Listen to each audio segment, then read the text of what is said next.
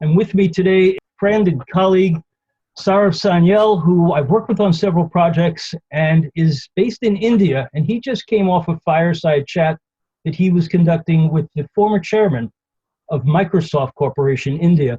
And just want to welcome you, Saurav, and have you just give us some first impressions of what's just been accomplished with the university, whose board you sit on. Thanks, Keith. No, it was a really interesting chat with Bhaskar, who's been on several boards of several companies, and he's been the former chairman of Microsoft in India. And one of the focuses of the fireside chat was to look at how startups will need to deal with the post-COVID world.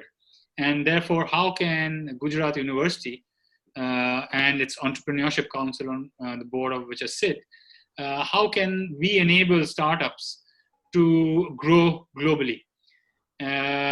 So it was a very insightful chat, and some of your viewers might want to watch it on YouTube, where it will be put up shortly. I think one of the core takeaways was that actually twofold. One is startups need to initially focus, and quite often in the fog of war, as it were, startups lose focus. And it is so you need to step back and ask yourself, how can you focus your product? How can you focus your customers? But at the same time, one of the things I was looking to understand from Bhaskar was that while you focus on the today, how do you scale for the tomorrow?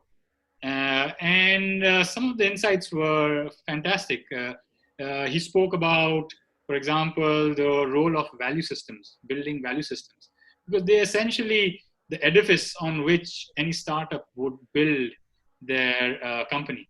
And it's an incredibly powerful mechanism for scaling. So people talk about money, but how do you build the underlying value systems? Because the value system is important for how you hire people, and how your vision and mission for the company develops as you grow. Yeah, and that is what scales. I think sitting here, his audience is international. When you look at what he talked about, empathy, being a good listener, some of the key skills, it's entrepreneurship anywhere and everywhere. And when you look at these, very unusual times that we're in, there's no better time to be involved in a startup, bringing new ideas to market. And I thought his guidance and his wisdom on it, and I will put a link up for people to be able to find that if you guys are posting it, but it was really well done.